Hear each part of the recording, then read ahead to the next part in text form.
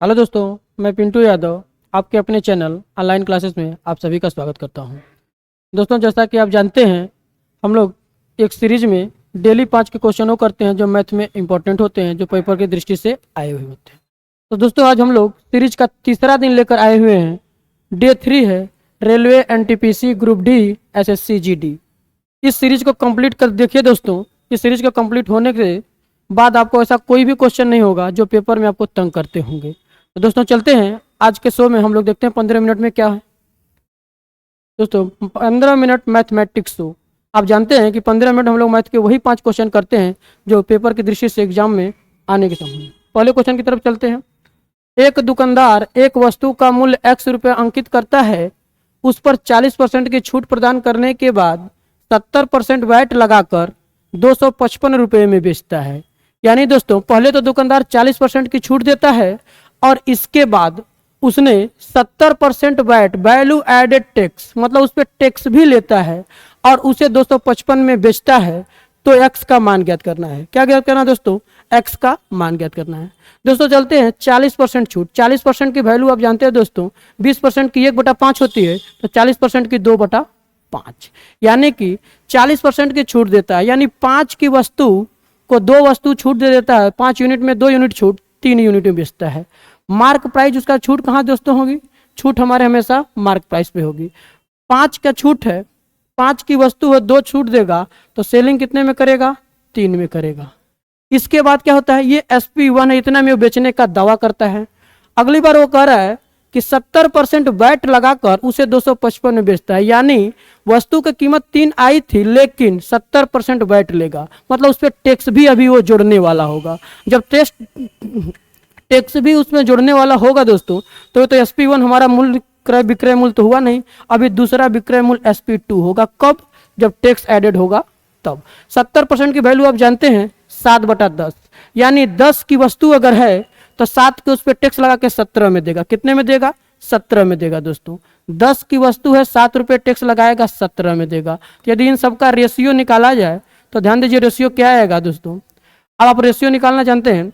इधर 3 है तो इसके बगल में 3 हो जाएगा, इधर 10 है तो इसके बगल में 10 हो जाएगा। अब यहाँ गुणा कर देंगे। 17 तिया के 51, 10 तिया के 30, इसके बाद 5 दहा के 50। यानी दोस्तों, आप देख रहे हैं कि उसे लगाकर कितने रुपए में बेच रहा है? 255 रुपये में बेच रहा है। और यहाँ सेलिंग प्राइस SP2 कितना आई है? 51 की आई है। कितना की आई है दोस्तों? 51 की आई है। यानी 51 जो डिनोट कर रहा है आपको 255 को डिनोट कर रहा है। किसको डिनोट कर रहा है? 255 को। तो 51 को 200 डिनोट करेगा तो एक के कितने हो जाएंगे? 5 5 25। कितना हो जाएगा दोस्तों? 5 5 25, 1 5 5। आपका यही होगा 55 हो जाएगा। कितना हो जाएगा दोस्तों? 55 हो जाएगा। इसके बाद 50, 1 5 5 5, 50 5 5, इसको हम काटेंगे 5 में। 51 5 255 होगा। कितना होगा दोस्तों? 51 5 255 होगा। हमारे पास कितना बिक्री हो रहा है? 55। तो 1 यूनिट की आ गया 5 आ गया। कितना आ गया? 5 आ गया। अब हमसे पूछा है तो यक्स का मान ज्ञात कीजिए। किसका मान ज्ञात करना है? यक्स। यक्स क्या है? यक्स अंकित करता है, यानी अंकित मूल। अंकित मूल मार्क प्राइस उसका कितना है? 50 का। तो बताइए, 1 का जब 5 है तो 50 का कितना हो जाएगा? 50 का इसमें गुणा करेंगे, 50 5 250, यानी 250 रुपये उस पर अंकित किया था। कितना किया था? 250 रुपये। कौन सा ऑप्शन हो जाएगा? Option number D. अगले क्वेश्चन की तरफ चलते हैं। एक दुकानदार एक वस्तु का मूल्य X रुपये अंकित करता है। उस पर 60% की छूट देने के बाद 25% वैट लगाता है। क्या लगाता है दोस्तों? वैट। वैट लगाकर उसे 444 में बेचता है। तो बताइए यक्स का मान। सेम पैटर्न वही है कि पहले दुकानदार छूट देता है, इसके बाद छूट होने के बाद उस वस्तु पर टैक्स भी लेता है। तो टैक्स का आपको ध्यान देना होगा, अलग से जोड़ करके दिया जाएगा। तो यहाँ पहले दुकानदार ने मार्क प्राइस किया, उसके बाद उसको छूट देने के बाद SP1, और इसके बाद यहाँ से लेगा SP2। कब? जब टैक्स लगा के देगा तब। तो मार्क प्राइस कितना है? उस पर छूट देता है 60%। 20% की वैल्यू 1/5, 60% की वैल्यू 3/5। कितना हो जाएगी 60% की वैल्यू? 60% की वैल्यू यदि निकालेंगे तो आएगा 3/5 आ जाएगा। अब ये 3/5 है, यानी 5 रुपया अंकित करता है, 3 रुपये का छूट देता है, 2 रुपये में बेचता है। 5 रुपये अंकित करता है, 3 रुपये का छूट देता है, 2 रुपये में अंकित करता है। अब यहाँ से इसको रेशियो निकाला जाए। अगली बात कर रहा है 25% वैट लगाता है, यानी 25% और उसमें टैक्स अभी लेगा छूट देने के बाद। टैक्स हमेशा दोस्तों छूट देने के बाद ही टैक्स लगाया जाता है और वो पूरा हमारा कॉस्ट प्राइस मार्क प्राइस में जोड़ा जाता है। अब यहाँ देखेंगे 25% के फ्रैक्शन आप जानते हैं 1/4 होता है। कितना होता है? 1/4, यानी 4 की वस्तु है, 1 रुपया टैक्स में लेकर के बेचेगा, 5 में बेच देगा। कितने में बेचेगा? 5 में। 4 की वस्तु है, 5 में उसको बेचना है। कितना टैक्स लेगा तो कितना बेचेगा? 5 में बेचेगा। अब यहाँ ध्यान देना है, यहाँ से जो हम मान निकालेंगे, यहाँ पे दोनों अनुपात अगर निकालेंगे तो बगल में जो होगा पड़ोसी को दे देंगे, इधर का पड़ोसी 4 आ जाएगा। अब यहाँ से अगर देखा जाए इसको तो 5 चौके 20, 2 चौके 8, 2 पाँचे 10, यानी मार्क प्राइस 20, सेलिंग प्राइस 8 और सेलिंग प्राइस जो दूसरा टैक्स लगाने के बाद है वो 10। यदि इन दोनों को और काट दिया जाए तो 2 से काटेंगे तो ये 10, 2 चौके 8, 2 पाँचे 10, 10:4:5 में हो जाएगा। अब उसने कहा है कि उसे 444 में बेचता है। कितने में बेचता है दोस्तों? 444 में बेचता है। यदि उसे 444 में बेचता है तो ध्यान दीजिए 5 लीजिए या फिर 10 लीजिए। अब इसके वैल्यू यदि हम 10 की वैल्यू ले लेते हैं, कितने में? 444 में। यदि हम 10 की वैल्यू 444 में लेते हैं तो 1 की वैल्यू कितनी आ जाएगी दोस्तों? 5। लेकिन ये तो सॉरी, ये 5 में बेचता है। कितने में बेचता है? 5 में बेचता है। यदि ये 5 में बेचता है तो आगे मान निकाला जाएगा 5 का। यहाँ कितने में बेचे दोस्तों? 5 में बेच रहा है। 10 पे नहीं, इसको काट करके छोटा कर दिया गया है, 5 में बेचता है। अब हमें कितना का है? मार्क प्राइस 10 का। तो बताइए 5 की वैल्यू जब 444 है तो 1 की वैल्यू कितनी हो जाएगी? 444/5, और 10 की वैल्यू यदि निकालेंगे क्योंकि मार्क प्राइस 10 है तो 444/5 गुणा 10। 5 से 10 को काटेंगे 2 बार में, 444 को काटेंगे 888 बार, यानी वस्तु का अंकित मूल्य कितना होगा? 888 रुपये। कौन सा ऑप्शन है? Option number D. अगले क्वेश्चन की तरफ चलते हैं। एक दुकानदार किसी वस्तु को उसके अंकित मूल्य पर 30% और 80% की 2 क्रमिक छूट दे करके 960.4 रुपये में बेचता है। यदि उसके द्वारा कोई छूट नहीं दी गई होती तो उसे 40% का लाभ होता है। तो वस्तु का क्रय मूल्य ज्ञात कीजिए। क्या ज्ञात करना है? क्रय मूल्य ज्ञात करना है। क्रय लिखा है, क्रय मूल्य होगा। क्या होगा? क्रय मूल्य ज्ञात करना है। ठीक है। अब करें, एक दुकानदार किसी वस्तु का अंकित 30% और 80% की 2 क्रमिक छूट देता है। कितने का देता है? 30% और 80% की 2 क्रमिक छूट। क्रमिक छूट मतलब एक छूट के बाद दूसरा छूट। अब बताइए 30% और 80%। क्रमिक छूट का फार्मूला जानते हैं, A+B - AB/100।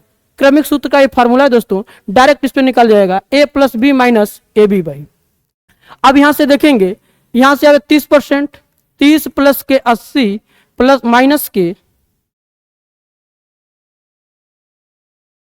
30 गुणा 80/100। यहां से मान निकालेंगे, 2 जीरो से 2 जीरो कट जाएगा, 8 3 11 110 माइनस 8 3 के 24, यानी यहां से इसमें घटेगा तो 86 आ जाएगा। कितने आ जाएगा? 86 आ जाएगा। 86 रुपया उसने छूट दिया है। कितना छूट दिया है? 86 रुपया। अब बताइए दोस्तों, जब वो 86 रुपया छूट दिया है तो बेचेगा कितने में? 14 में। कितने में दिएगा? 14 में। 14 की यूनिट वेक्टर कितना दिया? यूनिट 2 क्रमिक छूट देकर 960 रुपये में बेचता है, यानी 14 की चीजें 960.4 में बेचता है। हमें पूछ रहा है इतना में बेचता है तो 40% का लाभ होता है। तो जब बताइए 14 का रेट ये है तो 14 की डिजिट उतने बता रही है तो 1 का बताएगा 960.4/14। अब ये इतने की वैल्यू है 960.4, ये 1 यूनिट। तो 100 का मान अगर निकालेंगे हम तो 960.4/14 गुणा में हो जाएगा आपके पास 100। और इसको आप यहां से गुणा कर देंगे तो आ जाएगा 1 इसको 0 दे दिया जाएगा तो हो जाएगा 960/4 गुणा में 10/14। ये इतनी जो मात्रा आई इतनी रुपीज में, ये हमारे 100% की वैल्यू आई। किसके तहत? छूट देने के तहत। छूट देने के बाद ये इतना निकल के आ चुका है। लेकिन उसने कह रहा है कि इतना में जो बेचा जा रहा है वो 40% लाभ होता है। कितने परसेंट का लाभ होता है? यानी ये जो वैल्यू है 40% लाभ, यानी 140% का है। कितने का है? 140% का है। अब हम चलते हैं 140% का यदि है तो 140% तो बोल रहा है कि वस्तु का क्रय मूल्य 100% की बातें करनी होगी। तो ये जो वैल्यू है आपको 140 की वैल्यू बता रहा है 960 4 गुणा 10/14 14। हमें 140 की ये बता रहा है, तो बताइए यदि हमें 100 का निकालना होगा तो इसे हो जाएगा 960 4 गुणा 10 बटा 14 गुणे 140 इंटू का 100। अब यहां से देखिए तो एक जीरो से इसका एक जीरो कट जाएगा। अब यहां से इसको यदि हम काटेंगे तो अगला मान आएगा। अब यहां से गुणा कर दिया जाए 960 4 को वहां से गुणा करेंगे तो हो जाएगा 96,040 अपान 14 गुणा 14। यही बातें आएंगी। 14 गुणा 14 यदि यहां से आएंगे, ठीक है, तो आगे मान हम निकालेंगे।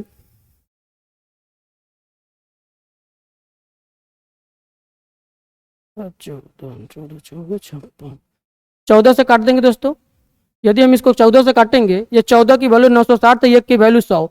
अब एक 100 की वैल्यू इतना पर मार्क निकल के आया हुआ है तो हमसे पूछा 40% लाभ होता है। अब 40% का यदि लाभ है तो 40% इस पूरे वैल्यू का है, तो 40% यानी 140% की है। 140% है तो 100% की वैल्यू। 140% की इतना है, 100% की वैल्यू गुणा कर देंगे। अब इसको यदि काटा जाए तो 14 छक्का 84, 14 छक्का 84 बचेगा 12, 120 हो जाएगा। 14 आठे 112 बचेगा 8, 14 छक्का 84, 6860 बटा के अभी बचा है आपके पास 14। अब यहां से ध्यान दीजिए, यहां से बाहर निकालेंगे 14 चौके 56, 14 चौके 56 बचेगा आपके पास। यहां से 12 हो जाएगा 126, 14 9 126 एक जीरो, उसका एक जीरो दोस्तों बचा था, ये हो जाएगा आपका 49।